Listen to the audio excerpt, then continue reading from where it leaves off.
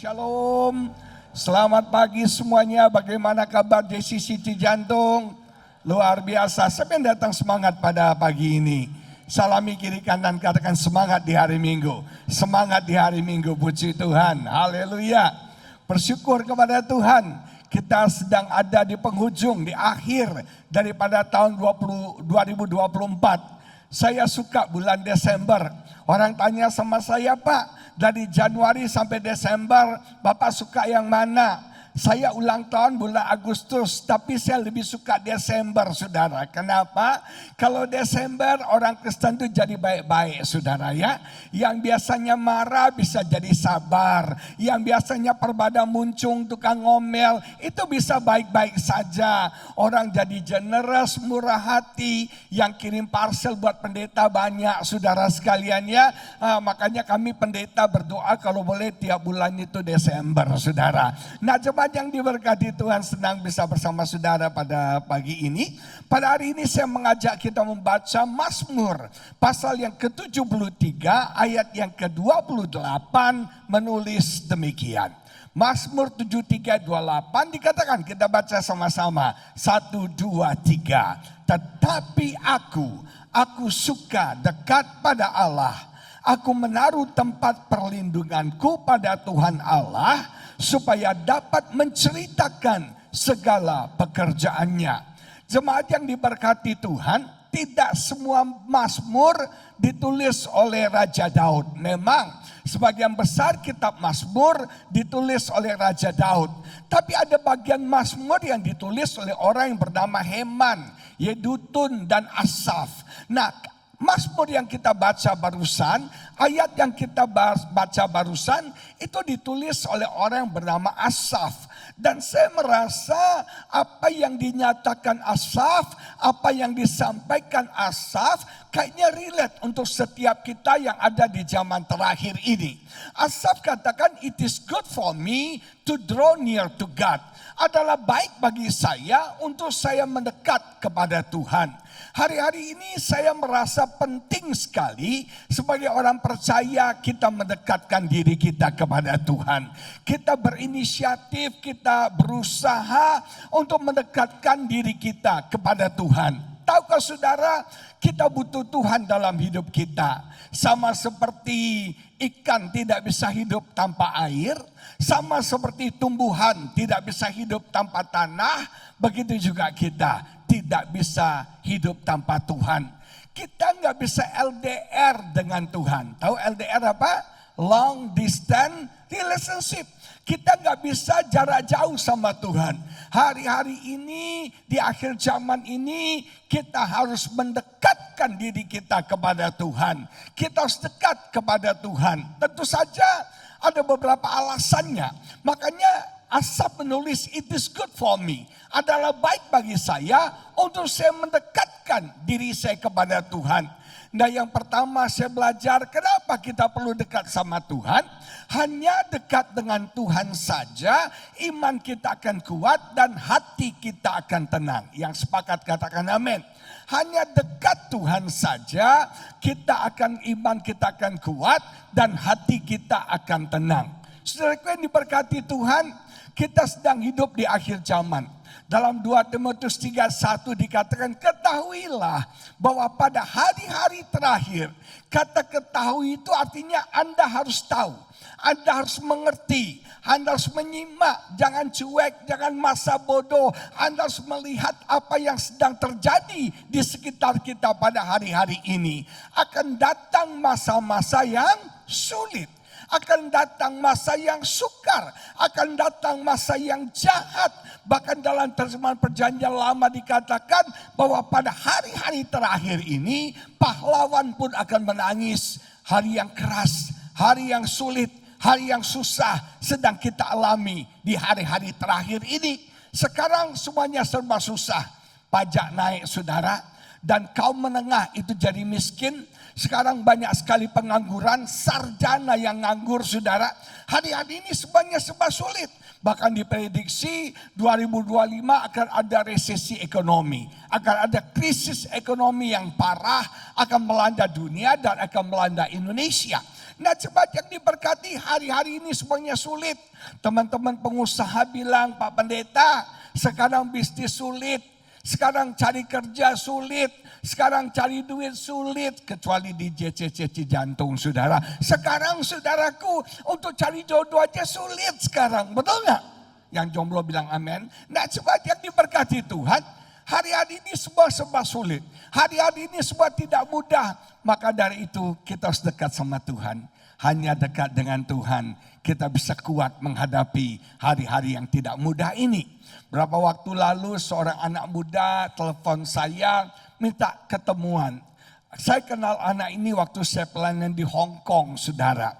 Nah rupanya dia lagi ada di Jakarta. Dia berkata, Pak Pendeta, saya lagi banyak masalah. Saya mau ketemu Bapak, mau didoakan. Waktu saya ketemu, saya tanya, apa yang saya bisa bantu buat kamu? Terus dia bilang gini, Pak Pendeta tahu nggak? 2024 ini tahun sial buat saya. Saya kaget saudara. Kok dia bisa bilang tahun sial? 2024 ini sial banget Pak. Saya bilang kenapa kamu bilang 2024 ini tahun sial? Januari kemarin saya itu sakit Pak. Saya kencing ada darah dan ternyata ada masalah di ginjal saya. Jadi saya harus berobat. Dia ke rumah sakit umum di Hong Kong saudara. Tapi antriannya panjang. Dia baru akan dioperasi tahun depan. Jadi dia pikir daripada mati konyol, dia berobat ke rumah sakit swasta. Akhirnya ginjalnya dioperasi, diperbaiki. Dan saudara itu habis uang yang cukup banyak, ratusan juta rupiah. Nah baru sembuh dari sakit ginjal, ternyata ada bagian tertentu dari tubuhnya yang bernanah dan cukup parah. Harus dioperasi lagi. Dia nggak berani operasi di Hong Kong, dia pulang ke Indonesia.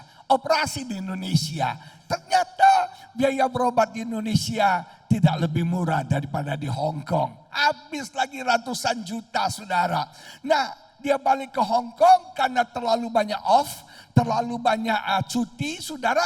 Akhirnya dia di PHK dari pekerjaannya. Dia katakan, Pak saya sudah melamar di 30 perusahaan di seluruh dunia. Tidak ada satupun yang jawab Pak. Tidak ada satupun yang balas. Dan sekarang saya ada di Indonesia karena papa saya sakit. Ada tumor di gondok papa saya. Dia bilang tahun ini tahun yang sial. Masalah satu belum selesai, datang masalah kedua. Masalah kedua belum selesai, datang masalah ketiga. Masalah ketiga belum selesai, datang masalah keempat. Keadaan anak ini seperti sudah jatuh ditimpa tangga. Sudah ditimpa tangga digigit anjing. Anjingnya anjing gila. Dia lari jatuh di got kakinya patah. Diangkut ambulan. Ambulannya tabrakan saudara. Itu keadaan yang kita bisa gambarkan. Yang dialami oleh anak muda ini. Ada berapa banyak orang yang punya masalah. Dan hebatnya masalah itu datangnya tiba-tiba. Masalah bisa datang pada siapa saja. Masalah bisa datang kapan saja. Kapan saja. Tiba-tiba kemarin supir saya minta berhenti saudara. Terpaksa hari ini yang setir mobil istri saya. Supir pribadi saya. Nah cepat yang diberkati Tuhan. Saya mau beritahu saudara. Masalah bisa datang sumbernya dari mana saja. Saya melihat sumber masalah biasanya karena kesalahan kita. Kenapa kita punya masalah? Karena salahnya kita. Tahukah saudara, Tuhan memberkati kita manusia, menjadikan kita manajer atas ciptaan Tuhan. Manajer atas semua berkat-berkat Tuhan. Lihat orang kiri kamu bilang, kamu tuh manajer tahu. Kamu tuh apa? Manajer. Kita ini saudara kalau ada pelajari, Adam dan Hawa diciptakan Tuhan untuk apa? Untuk memanage semua ciptaan Tuhan. Jadi Tuhan berkati kita dengan segala berkat dan kita bertanggung jawab memanage berkat itu. Kita bertanggung jawab mengelola berkat itu. Contoh, saudara kenapa banyak orang punya masalah dalam pernikahan? Karena dia tidak memanage pernikahannya dengan baik. Pesta pernikahan itu mudah, cuma sehari. Yang sulit adalah membangun pernikahan. Pernikahan terus dibangun. Pernikahan terus ditata. Pernikahan terus di-manage saudara. Dalam pernikahan kita harus bermain cantik. Makanya kami punya moto dalam pernikahan kami, dilarang berteriak pada saat bersamaan kecuali kalau ada maling dan kebakaran, saudara. Nah, jemaat yang diberkati semuanya harus di-manage. Kita harus manage pernikahan kita dengan baik. Segala sesuatu yang tidak di-manage, dia akan hancur. Anda punya rumah nih, biarin ini rumah Anda. Gak usah dirawat rumah Anda. Lama-lama tuh rumah akan hancur. Apapun dengan mudah hancur kalau nggak di-manage. Tapi apapun di-manage akan diberkati luar biasa. Nama Tuhan dipermuliakan, amin. Kenapa banyak rumah tangga bermasalah? Kita nggak manage cinta di antara kita. Banyak rumah tangga sekarang hari-hari ini kehilangan cinta. Cintanya habis. Saudara, saya satu hari duduk di mall, istri saya lagi ke salon, saya sendirian. Di sebelah saya duduk sepasang anak muda. Mereka ngobrol, cipika-cipiki, apa kabar, senang. Itu handphone di depan, di mejanya bergetar. Gak dipedulikan, gak diangkat. Mereka tatap-tatapan, mereka ngobrol-ngobrol, mereka cerita-cerita, ketawa-ketawa. Karena lihat mereka begitu seru, saya penasaran. Saya tanya, Dek, baru married ya? Dia bilang, belum om, lagi persiapan married. Pantas, saudara, handphone gak dipedulikan, lihat dua-duanya pandang-pandang, cerita-cerita, ketawa-ketawa, happy banget. Beberapa waktu kemudian, minggu kemudian selesai khotbah, saya makan bersama istri saya di daerah PIK, saudara. Nah, duduk di sebelah saya, sepasang suami istri masuk, tiba-tiba masuk, makanya jangan duduk dekat-dekat pendeta Agus Rutan. Dia mengamati, saudara. Nah, saya lihat sepasang suami istri ini duduk mereka di sebelah kami. Dari saat mereka masuk, sampai mereka duduk, sampai makanan dihidangkan, tidak ngobrol sama sekali. Dua-duanya lihat HP, saudara. Sibuk lihat HP, ngelirik aja enggak, saudara. Dalam hati saya pasti sudah married lebih dari 20 tahun, saudara. Kenapa? Cintanya habis, betul enggak? Waktu masih pacaran, pandang-pandangan. Panggilnya darling, you are my everything, you are my only possession, you are my everything. Amin. Oh, gombalnya luar biasa. Sudah kawin, sudah 20 tahun kawin, gak ada lagi honey bunny, gak ada lagi darling, sayangku, gak adanya. Adanya hey, wow. Gak ada lagi. Jemaat yang diberkati, cintanya habis, cintanya pudar. Satu hari istri saya bilang gini, sayang, waktu kita baru married nih, saya tuh bangga banget married sama kamu. Saya kayak married sama Andi Lau gitu loh, ya memang mirip ya saudara ya. Nah, saya ini kayak married sama Andi Lau, saya bangga banget.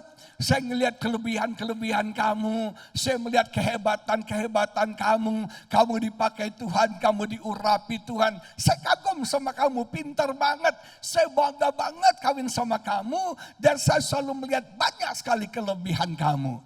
Tapi sayang, jujur ya, setelah menikah 21 tahun sama kamu, saya tidak melihat bukan cuma kelebihan kamu, tapi saya melihat kekurangan-kekurangan kamu. Terus istri saya bilang, sorry ya, kekurangan kamu lebih banyak daripada kelebihan kamu. Kok pada ketawa sih? Itu realitas pernikahan, betul gak? Amin itu? Amin lai? Amin? Horas bah? Nah, sudah diberkati Tuhan. Sudah diberkati Tuhan, lebih banyak kekurangannya daripada kelebihannya. Tapi istri saya bilang, it's okay, gak ada masalah. Saya masih cinta kok sama kamu. Saya masih sayang sama kamu. Bahkan saya bukan cuma mencintai kelebihan kamu, saya juga mencintai kekurangan-kekurangan kamu. Nah, sebab yang diberkati Tuhan, saya mau beritahu saudara, kenapa banyak rumah tangga bermasalah? Cintanya habis. Kita gak manage cinta kita. Makanya dalam pernikahan belajar ya, jangan hanya pintar falling in love. Jangan hanya pintar jatuh cinta. Tapi harus belajar staying in love. Kita memelihara jatuh cinta itu dalam pernikahan kita. Kalau dulu Anda pacaran panggilnya honey, sampai maut memisahkan panggilnya honey. Jangan panggil wow. Banyak orang gombalnya pas pacaran. Makanya anak-anak cewek ya, pas lagi pacaran cowok mau gombalin, dengerin baik-baik. Ada cerita nih, ada seorang cewek pacaran sama cowok. Cowoknya bilang gini, sayang, aku ini gak punya apa-apa loh. Aku nih gak punya apa-apa loh. Ya aku punya cuma kamu. Ceweknya so sweet banget katanya. Cowoknya bilang loh, aku nih gak punya apa-apa loh. Ya aku punya cuma kamu. Tersanjung banget saudara. Begitu married, bener-bener loh. Cowoknya gak punya kerjaan, gak punya deposito, gak punya rumah, gak punya. Ceweknya marah, dia bilang, "Bang, ini gimana kau gak punya semua?" Nah, aku udah jujur waktu pacaran, aku gak punya apa-apa. Ya aku punya cuma kamu. Makanya dengerin, cewek-cewek jangan gampang digombalin. Nah sudah ada banyak orang pintar falling in love. Tapi gak pintar staying in love. Gak memelihara cintanya.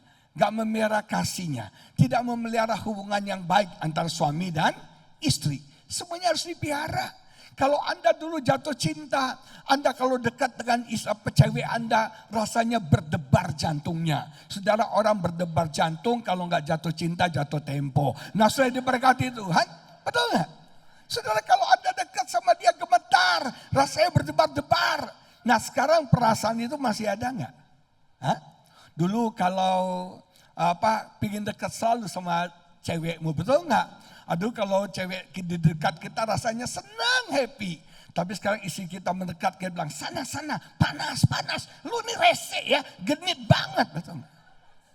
Jangan-jangan cintanya udah habis. Betul nggak? Ayo ibu-ibu, cowok-cowok ya. Dulu si cowokmu dekat pengen dipeluk terus. Sekarang kita peluk dia, risih katanya. Cintanya sudah habis. Dulu kalau pacaran, aduh lembut banget. Sekarang dikit-dikit marah. Kenapa banyak suami atau istri saling marah? Karena cintanya sudah harus balance dong. Harus dikelola dong. Cinta harus dikobarkan. Dulu waktu pacaran, saya percaya nih cowok-cowok gak ada yang berani buang angin depan ceweknya. Ada cowok berani kentut depan cewek. Begitu kentut, buk gitu, UIN langsung selesai. Betul gak sudah? Tapi sekarang sudah kawin. Tuhan Yesus. Malah sengaja dihajarkan, bang, betul nggak? Sengaja saudara. Nah coba yang diberkati Tuhan. Kita harus manage pernikahan kita. Ada banyak pernikahan gagal, kenapa? Karena mereka nggak manage dengan baik. Ada banyak orang punya masalah keuangan, kenapa? Karena tidak di-manage keuangannya dengan baik. Sekarang yang namanya online itu bahaya loh. Anak-anak kita hancur gara-gara game online. Betul ya? Orang muda hancur gara-gara judi online. Orang tua hancur gara-gara apa? Pinjaman online. Sekarang banyak sekali pinjol-pinjol itu. Nah sudah diberkati kita nggak kelola keuangan kita dengan baik. Akhirnya income dengan outcome tidak seimbang.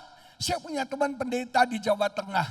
Itu kebetulan orang kaya, sukses punya banyak uang. Tiap hari paket datang. Tiap hari paket datang.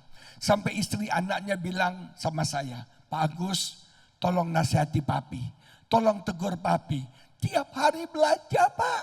Tiap hari Shopee, Tokopedia, beli-beli Lazada. Tiap hari."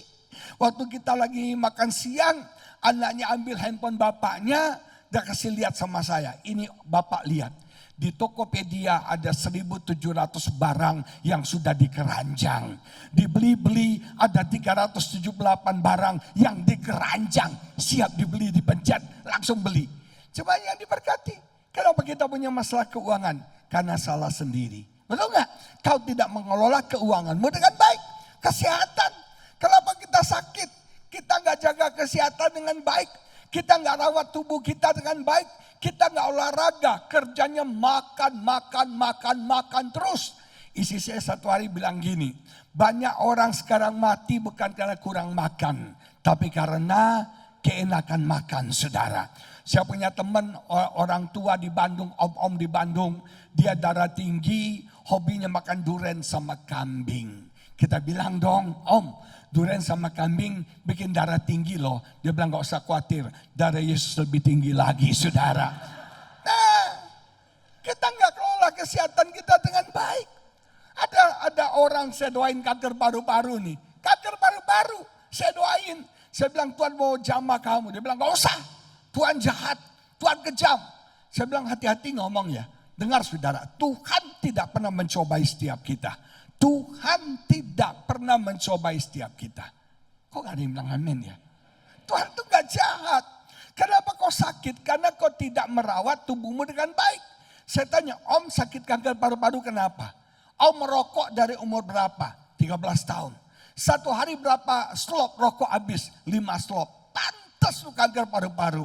Kalau gue jadi Tuhan, udah gue matiin lu dari dulu. Tuhan masih baik. Amin saudara. Kenapa kita sakit? Karena kesalahan daripada kita. Masalah bisa terjadi juga mungkin karena perbuatan jahat orang sama kita. Ada aja orang yang hate sama kita. Ada aja orang yang gak suka sama kita. Ada aja orang yang parabada muncung sama kita. Ada aja orang yang gak suka sama kita. Betul gak saudara?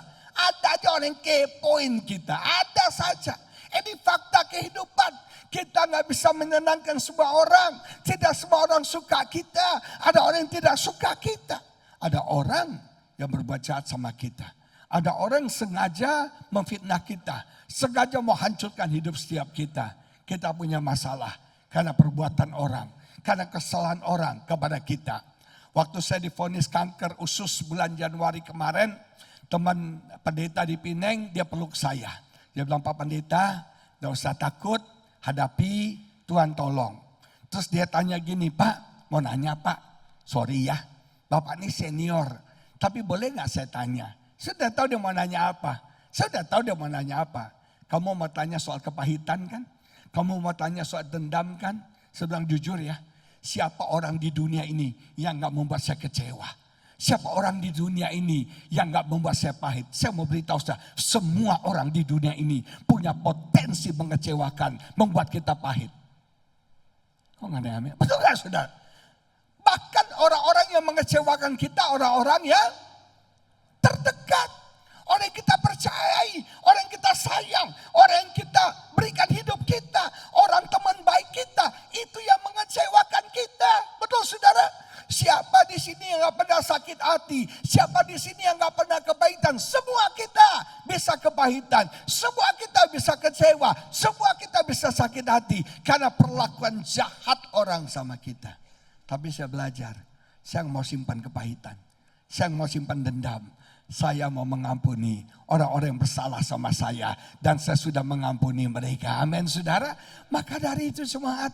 Orang bisa salah sama kita sepanjang 2024. Orang bisa jahatin kita. Orang bisa kepoin kita. Tapi jangan benci sama mereka. Jangan dendam sama mereka. Saya percaya apapun yang terjadi dalam hidup kita. Tidak ada yang kebetulan. Ada berkat Tuhan di balik semua apa yang kita alami. Percaya gak saudara? Kejahatan orang bisa jadi berkat buat setiap kita. Kejahatan orang bisa jadi promosi bagi setiap kita. Yang ketiga, kita bisa punya masalah karena serangan si jahat, perbuatan si iblis. Alkitab berkata, iblis datang untuk apa? Mencuri, membunuh, dan membinasakan. Kata mencuri itu kleptis, artinya iblis itu ingin mencuri. Dia memang mencuri. Dia ingin mencuri berkat Tuhan dalam hidup Anda.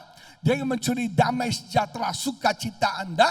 Dia ingin mencuri kesehatan Anda. Dia ingin mencuri keharmonisan dalam rumah tangga Anda. Iblis akan mencuri seluruh hidup Anda. Maka dari itu Bapak Ibu saudara sekalian, hari-hari ini kita harus dekat sama Tuhan. Hari-hari ini kita harus melekat sama Tuhan. Hanya dekat Tuhan, iman kita akan kuat dan hati kita akan tenang. Sudah diberkati Tuhan. Tahu nggak target iblis apa?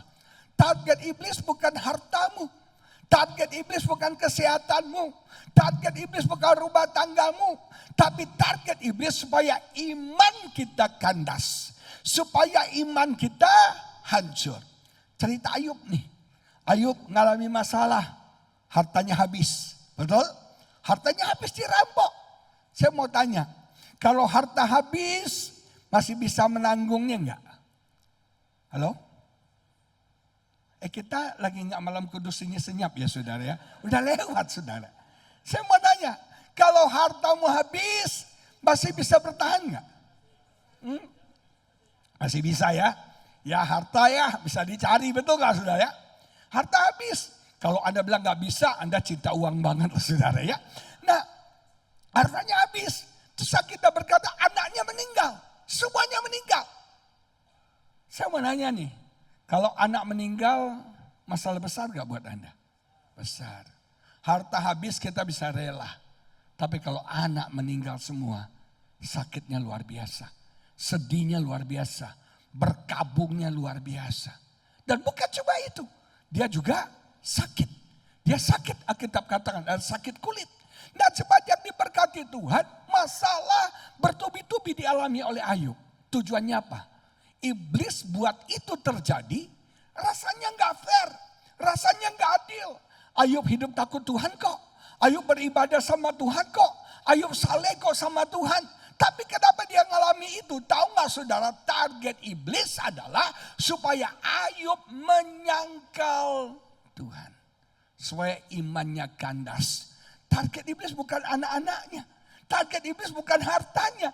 Target iblis bukan kesehatan Ayub. Tapi target iblis supaya Ayub menyangkal Tuhan. Tapi sayang, salah sasaran. Yang menyangkal Tuhan bukan Ayub. Tapi siapa? Istrinya. Salah tembak saudara. Ayub malah berkata, terpujilah nama Tuhan. Dia menyembah Tuhan. Dia berkata, terpujilah nama Tuhan. Saudara, orang yang punya iman yang kuat, apapun keadaan dia alami, dia bisa berkata, pujilah Tuhan. Dia bisa bilang, basado Tuhani. Artinya apa? Horas. Basado Tuhani. Artinya apa saudara? Tuhan itu baik. Sekalipun dalam lembah kekelaman, kau bisa berkata Tuhan itu baik. Sekalipun sedang dalam masalah, kau bisa berkata Tuhan itu. Ketika keadaanmu tidak baik, kau bisa berkata Tuhan itu baik. Itu iman yang kuat. Yang bisa berkata terpujilah nama Tuhan. Yang bisa menyembah Tuhan. Ketika semuanya hilang dari hidupnya. Semangat. Hanya dekat Tuhan. Iman kita akan kuat. Hanya dekat Tuhan. Hati kita akan tenang. Banyak orang stres. Banyak orang depresi. Ngalami goncangan hidup jadi gila. Banyak orang sekarang ketakutan. Takutnya parah. Paranoid saudara. Takut gagal. Takut mati. Sekarang ada yang namanya FOPO. Fear of people opinion. Takut pendapat orang. Takut dikritik. Takut diomongin. Takut gak dihargai. Takut tidak diterima. Takut. Kita takut akan pendapat orang. Kita makanya tampil jaim. Kita tampil pencitraan. Supaya orang menerima kita. Orang menghargai kita. Betul saudara. Kita jaga image kita. Supaya orang tidak ada yang ngomong buruk tentang kita. Kita coba saudara. Sekarang lagi ada namanya FOMO. Fear of missing out. Takut ketinggalan. Takut gak viral. Takut gak terkenal. Dia branding dirinya. Supaya dia terkenal. Makanya saudara banyak sekali orang di Instagram, di media sosial. Tampilkan dirinya supaya orang ingat dia. Saya punya teman nih, FOMO bener. Saudara itu Natal sekolah minggu. Mestinya kan yang diposting anak-anak sekolah minggu. Tapi enggak, yang di depan tuh mukanya dia, baru anak-anaknya background saudara. Selalu muka dia. Gak boleh ketinggalan. Gak boleh gak viral. Gak boleh gak terkenal. Di mana ada artis di situ ada dia. Di mana ada yang viral di situ ada dia. Panjat sosial kata orang. Di sini sih nggak ada ya, nggak ada bedanya. Nah cepat yang diberkati Tuhan.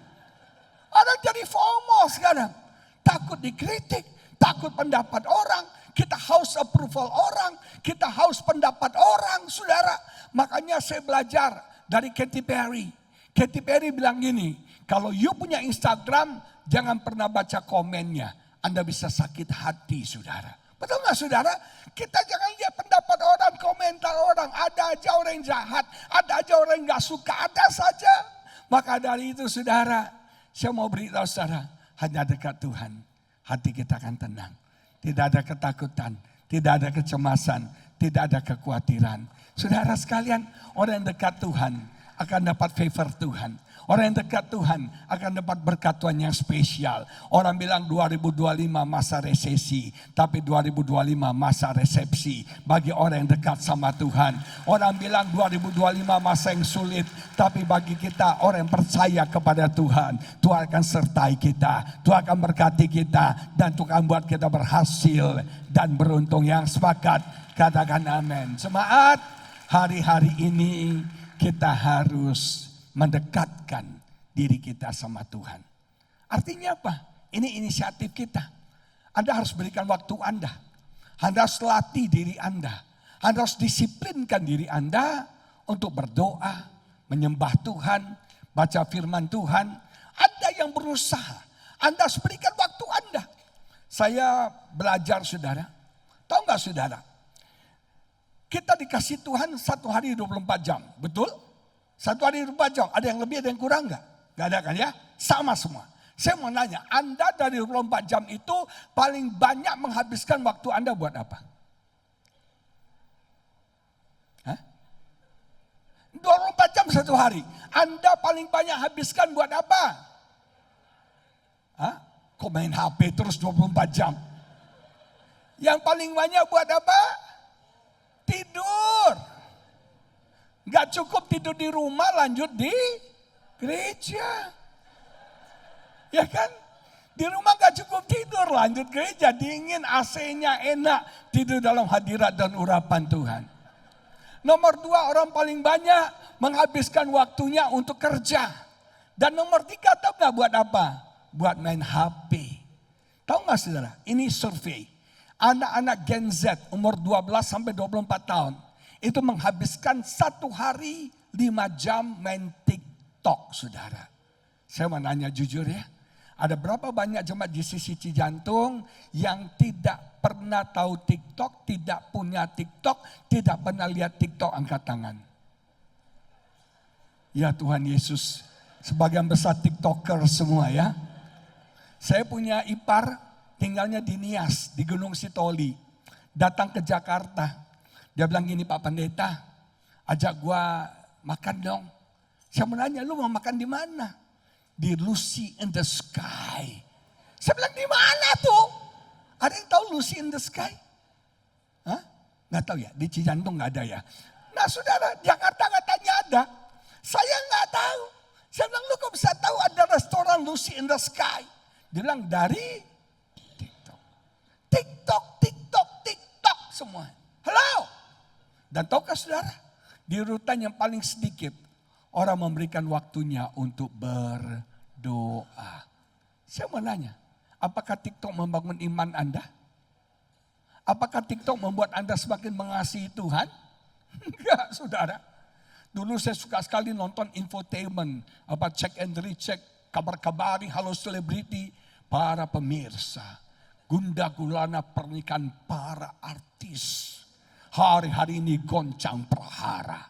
Mari kita bahas tuntas setajam. Bukan silet, celurit sudah lebih tajam lagi. Nah, coba yang diberkati.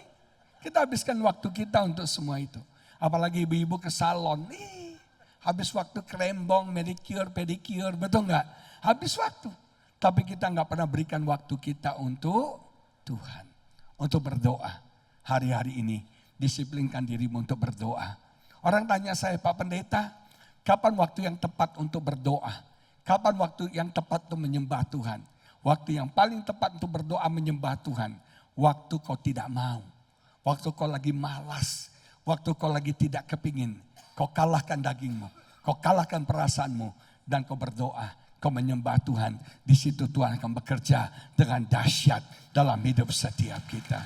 Semangat Tuhan, 2025. Engkau akan bisa menang. Kau akan berhasil. Kau akan beruntung kalau kau mendekatkan dirimu kepada Tuhan. Amin. Mari kita bangkit berdiri, kita doa sama-sama. Ku terhubung denganmu, selalu melekat di hatimu. Firman-Mu itulah dasar hidupku yang berdaulat atasku. Ku terhubung denganmu, selalu melekat.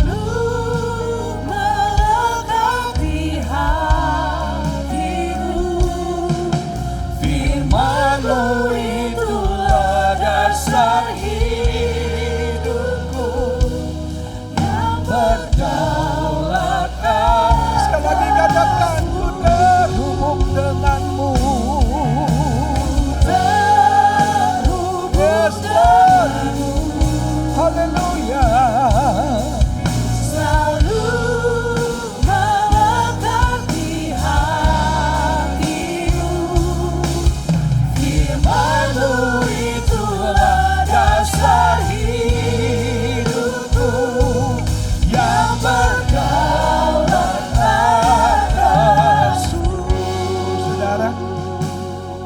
bersyukur kita sudah melewati 2024. Ada tantangan yang baru di 2025. Kita nggak tahu apa yang terjadi di depan. Tapi percayalah saudara, kalau kita dekat sama Tuhan, iman kita akan kuat, hati kita akan tenang. Sehebat apapun goncangan bisa datang pada siapa saja. Masalah bisa datang di waktu kita nggak duga, nggak kira, nggak sangka. Tapi orang yang dekat sama Tuhan, imannya akan kuat, hatinya tenang. Kita nggak bisa kendalikan apa yang akan terjadi. Kita nggak bisa kontrol apa yang akan terjadi. Semua bisa terjadi. Semua bisa terjadi. Mendadak, tiba-tiba. Tapi kalau kita dekat sama Tuhan, kita akan kuat. Kita bisa bertahan, kita bisa menang. Dan kita bisa melewati 2025. Dan kita akan melewatinya dengan pertolongan Tuhan yang dahsyat, yang ajaib, yang luar biasa. Siapa yang perlu Tuhan di akhir tahun ini? Angkat tanganmu, katakan, ku terhubung.